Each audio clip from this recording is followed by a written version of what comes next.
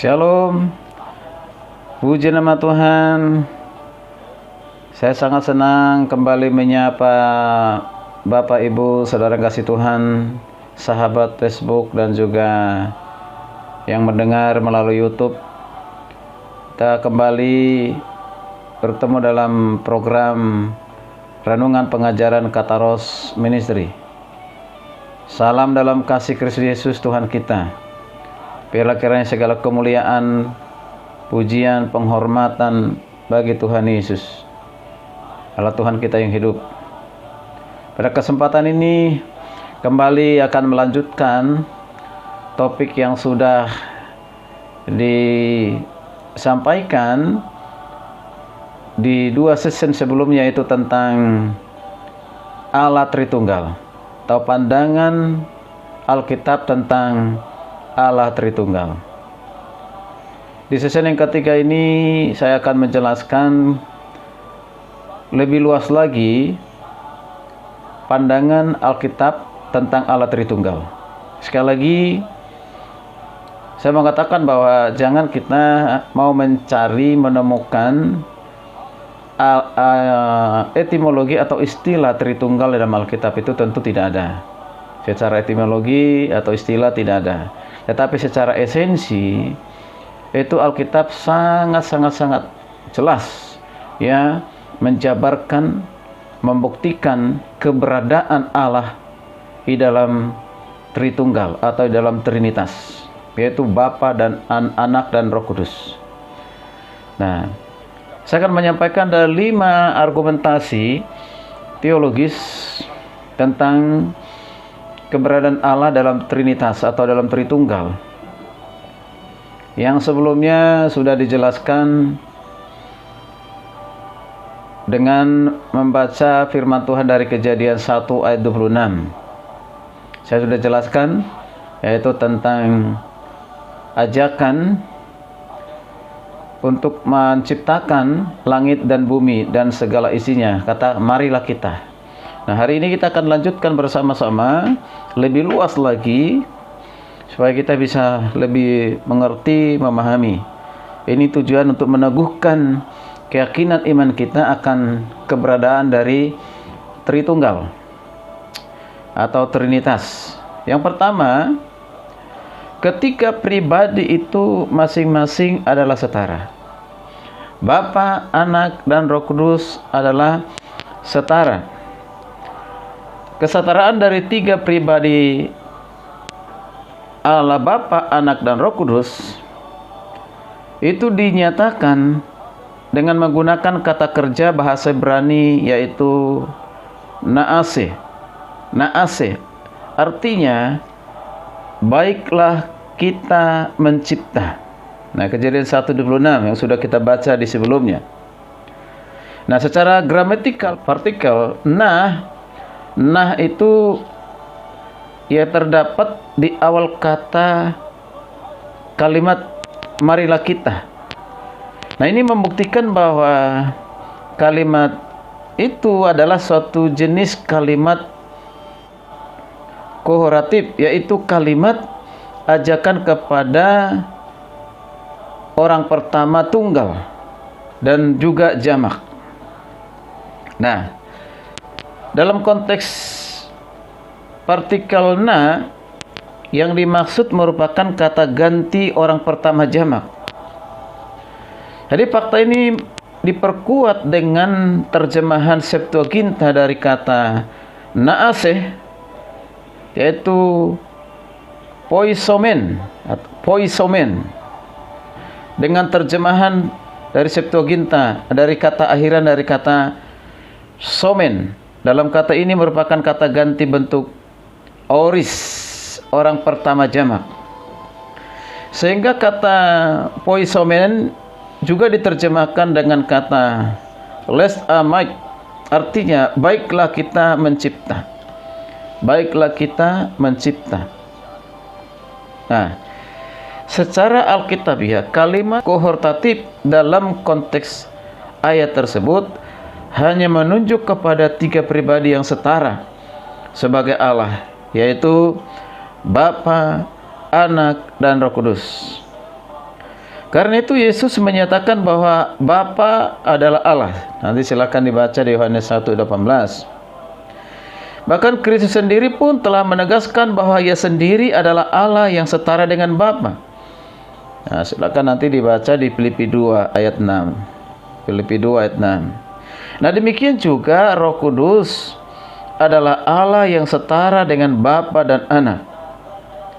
Dengan demikian, perlu kita pahami bahwa para malaikat dan manusia atau ciptaan yang lain tidak termasuk dalam maksud kalimat kohortatif tadi. Ya, tidak termasuk dalam kata ganti. Karena tidak setara dengan Allah. Ya, ciptaan yang lain, manusia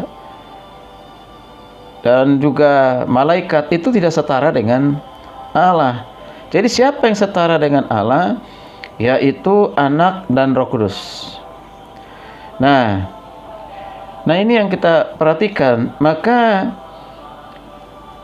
jelas kata kita menunjukkan kepada tiga pribadi yang menciptakan segala sesuatu, menciptakan dunia dan segala isinya. Nah, itu yang pertama. Nah, lalu yang kedua, mari kita perhatikan argumentasi teologis yang kedua, pembuktian dari Allah Tritunggal itu. Ketiga pribadi itu berasal atau turun dari sorga sebagai penguasa dan pencipta. Misalnya dalam peristiwa Menara Babel, Tuhan berkata dengan menggunakan kata, ya, dikatakan kata nerda. Nerda itu artinya marilah kita turun. Marilah kita turun. Nanti saudara bisa baca di Kejadian 11 ayat 7. Kata kerja Ibrani tersebut juga merupakan jenis kalimat kohortatif, yaitu ajakan kepada orang pertama jamak, di mana dalam konteks ini masing-masing pribadi adalah setara. Jadi kesetaraan dari pribadi-pribadi tersebut diperkuat oleh asal-usul dari masing-masing pribadi itu, yaitu turun atau datang dari surga. Nah, saudara kasih Tuhan, fakta ini tentu hanya menunjuk kepada tiga pribadi pencipta yang berasal dari surga, bukan berasal dari dunia ini, yaitu Bapa, Anak, dan Roh Kudus. Itu jelas asal usulnya itu adalah berasal dari surga. Karena itu para malaikat dan manusia manapun tidak termasuk dalam kelompok supranatural yang dimaksud oleh kata kita dalam Kejadian 1 ayat 26. Memang benar malaikat berasal dari surga, tetapi mereka bukan pencipta, melainkan makhluk ciptaan semata. Nah, itu yang kedua. Kemudian kita perhatikan argumentasi teologi yang ketiga, yaitu pengakuan Yesus sendiri bahwa kata kita menunjuk hanya kepada pribadi Allah Tritunggal. Nanti bisa perhatikan di Yohanes 10 ayat 30, di mana Rasul Yohanes melaporkan, ya, menjelaskan bahwa Yesus pernah mengaku secara tegas bahwa Ia dan Bapa adalah satu, yaitu dengan melalui penyataan, yaitu kalimat yang digunakan itu, aku dan Bapa adalah satu. Yesus mengatakan, aku dan Bapa adalah satu. Jadi Yesus juga pernah menyatakan bahwa kita adalah satu. Nah, nanti bisa dibaca kebenaran itu di Yohanes 17 ayat 22. Jika ada yang masih ragu dan bertanya tentang siapa yang dimaksud dengan kata kita dalam ayat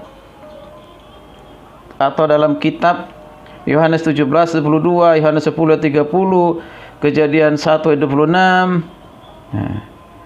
Nah, Yesus sendiri sudah menjawab bahwa sesungguhnya kata ganti orang pertama jamak, yaitu kita, hanya menunjuk kepada Dia dan Bapa, sebagaimana yang telah ditegaskannya bahwa kata kita atau kami yang dimaksudkan itu adalah Dia, Kristus, dan Bapa. Nanti silakan dibaca di Yohanes 14 ayat 23. Nah, demikian juga dalam konteks lain, yaitu Yesus menyatakan bahwa Roh Kudus setara dengan Bapa, setara dengan Anak. Silakan dibaca di Yohanes 16 ayat 7. Yohanes 16 ayat 7. Nah, karena itu dapat ditegaskan lagi bahwa yang dimaksud dengan kata ganti kita atau kami dalam ayat-ayat yang sudah dibaca tadi, Bapa, Anak, dan Roh Kudus. Jadi dengan demikian malaikat dan semua manusia dari belahan bumi manapun tidak termasuk dalam kata ganti kita. Sebab Yesus tidak pernah menyebut dan mengakui bahwa kata kita menunjuk kepada malaikat dan juga kepada manusia. Nah, ini argumentasi yang ketiga. Argumentasi teologis yang keempat, mari kita perhatikan ada kata kerja bara pada saat Tuhan menciptakan segala sesuatu. Ya. Nah, kata bara hanya dipakai oleh Allah Tritunggal sebagai subjek atau pelaku dalam sebuah kalimat. Secara etimologis, kata itu bara berarti mencipta. Kata bara itu artinya mencipta dari yang tidak ada menjadi ada. Jadi kebenaran ini secara teologis dikenal dengan istilah yaitu ex nihilo. Ex nihilo artinya apa? Mencipta dari tidak ada menjadi ada. Jadi mencipta dari yang tidak ada, bahan dari yang tidak ada bisa menjadi ada. Nah, sebab itu ketika bumi belum ada, maka Tuhan menciptakan secara menakjubkan. Tuh, Kejadian 1 ayat 1. Nah, ketika belum ada hewan-hewan di bumi, maka Allah menciptakan binatang berbagai jenis secara ajaib. Nah, Kejadian 1 ayat 21. Demikian juga pada saat sebelum ada manusia di bumi ini, untuk melestarikan, mengusahakan, mengelola bumi atau mengelola ciptaannya, maka Allah Tritunggal mencipta manusia menurut gambar dan rupa Allah. Ini yang dikatakan di Kejadian 1:27. Jadi semua tindakan penciptaan tersebut menggunakan kata kerja bara, di mana hanya Allah Tritunggal sajalah yang menjadi subjek atau pelaku tindakan dari kata kerja bara, yaitu dari yang tidak ada menjadi ada. Manusia, malaikat, atau ciptaan yang lain, ya, tidak bisa menggunakan kata bara, tapi kalau berkarya bisa, ya, dan tidak bisa mencipta dari yang tidak ada menjadi ada. Yang hanya bisa melakukan itu adalah Tuhan sendiri di dalam Allah Trinitas, Bapa, Anak, dan Roh Kudus. Nah, karena itu malaikat dan para manusia tidak termasuk dalam kata ganti kita dalam ayat yang sudah kita baca, Kejadian 1:26. Sebab semua makhluk ciptaan tersebut tidak mampu membuat karya secara ex nihilo atau mencipta karya dari yang tidak ada menjadi ada. Namun mereka hanya sanggup membuat karya atau sesuatu dari bahan yang sudah ada. Apa yang sudah diciptakan oleh Tuhan menjadi sesuatu yang ada. Contohnya ini. Seorang tukang kayu membuat sebuah meja. Namun meja tersebut terbuat dari kayu yang sudah ada sebelumnya, sebelum dicipta oleh Tuhan. Nah, sehebat apapun malaikat dan manusia itu, namun mereka tidak mencipta bumi dan matahari yang baru secara ex nihilo. Tapi Allah Tritunggal sanggup mencipta langit dan bumi yang baru, yang tidak berasal dari bumi yang lama. Ini luar biasa. Bapak Ibu dan kasih Tuhan, ini yang keempat. Lalu argumentasi teologis yang alkitabiah yang kelima, yaitu ketiga pribadi Allah Tritunggal bersifat kekal. Alkitab menjelaskan bahwa Bapa, Anak, dan Roh Kudus telah ada sebelum dunia ada. Kejadian 1 ayat 1, kemudian dilanjutkan dengan ayat 26. Jadi ketiga pribadi itu pun ada bersama-sama di dalam perjanjian lama. Banyak bukti Alkitabnya. Kejadian 1 ayat 2, pasal 11 ayat 7, Keluaran 3 ayat 2 dan 6. Nah, selanjutnya ketiga pribadi ilahi itu hadir dalam masa perjanjian baru. Nah, bisa nanti silakan dibaca di Lukas 3 ayat 21 sampai 22, dan juga dikatakan bersemayam di sorga. Ada Markus 16, 19, Yohanes 16 ayat 7, Kisah 7 ayat 56. Kemudian saudara kasih Tuhan, pada akhirnya dalam kekekalan masa depan, ketiga pribadi Tritunggal itu tetap ada dan hadir untuk selama-lamanya menyertai umat pilihan dan gerejanya, ya, dalam langit dan juga dalam bumi baru yang kekal. Apa yang dikatakan di Wahyu 22 ayat 3 dan 17. Nah, jadi Bapak Ibu yang kasih Tuhan, sudah sangat jelas ada 5 fakta atau 5 argumentasi teologis Alkitabiah yang membuktikan tentang Allah Tritunggal itu. Jadi sangat jelas. Jadi jangan kita pernah ragu, ya, mengimani tentang Tritunggal. Dia Bapa, Anak, dan Roh Kudus adalah Tuhan yang setara, pencipta langit, bumi, dan segala isinya. Dia kekal, dia ada sebelum segala sesuatu ada, bahkan ada di dalam kekekalan. Tidak dicipta, tidak dipengaruhi oleh orang, oleh pribadi atau oknum di luar dirinya. Justru Bapa dan Anak dan Roh Kudus Tritunggal ini penyebab segala sesuatu, yang menjadikan segala sesuatu, ya. Nah, itu luar biasa. Jadi jangan juga sampai dipahami penyebab dosa, bukan, ya. Tuhan itu adalah kebenaran dan tidak ada dosa di dalam pribadi Tuhan. Mutlak yang adalah kebenaran. Baik, puji nama Tuhan. Kita akan lanjutkan pengajaran tentang Allah Tritunggal ini di sesi berikutnya. Kiranya ini menjadi berkat bagi kita semuanya. Shalom. Tuhan Yesus memberkati kita sekalian. Haleluya. Amin.